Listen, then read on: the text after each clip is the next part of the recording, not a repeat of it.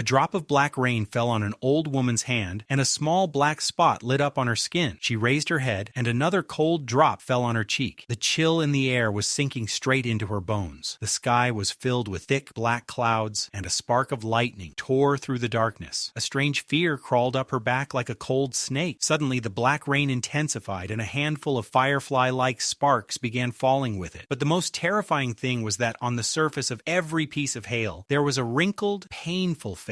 Even more strange, black tears were flowing from the eyes of the Buddha statues on the nearby temple walls. And all of this began with the same ancient Buddha the villagers had dug up. That statue was about 600 years old. Its eyes were covered with rubble and wrapped in cloth. When the statue was found, experts strictly warned the villagers not to touch it, but the village chief ignored them. He forced the laborers to dig it up and tore the cloth covering the Buddha's eyes. No one expected that this carelessness would doom the entire village. The next morning, driver Kevin was ordered to clean the statue. When he saw the Buddha's eyes uncovered, a cold wave ran down his spine. Just then, another worker climbed on top of the Buddha's head to wipe it. Kevin splashed water and cleaned the statue. The head of the statue was then loaded to be transported to the city office. But strangely, as soon as the truck moved forward, a taxi suddenly swerved in front of it. A gust of wind blew the cloth off the Buddha's face completely. The taxi driver's eyes met the Buddha's directly, and his face went blank, as if he had been cursed at that very moment. That night, after returning the statue, Kevin went to a restaurant to eat. While sitting there, his eyes began to burn painfully. Panicked, he rushed to the washroom. In the mirror, he suddenly saw the shadow of his dead, drunk father standing behind him. Terrified, Kevin ran out, but every time he blinked, his father appeared right in front of him again. Kevin stumbled, grabbed a bottle in fear, and smashed it on the figure's head, then started punching wildly. People rushed to stop him, but Kevin had completely lost his senses. He didn't realize the person he was attacking wasn't his father, but the restaurant owner. Kevin was trapped in some strange curse. Meanwhile, in the middle of the storm, the city's police chief Lee, who had just reached home, was immediately called back. Outside, egg-sized hailstones smashed against his windshield. Then he saw a taxi rushing toward him uncontrollably. It was the same driver who had stared into Buddha's eyes. He was pressing the accelerator like a madman. Thankfully, Lee swerved in time and escaped. When he reached the station, he heard about Kevin's violent outburst. Calm, polite Kevin was completely destroyed. When Lee approached him, Kevin suddenly slapped him. Luckily, his hands were tightly tied to the chair. With great difficulty, he was restrained and taken to an ambulance. By morning, the dark rain finally stopped, but the crops were completely ruined.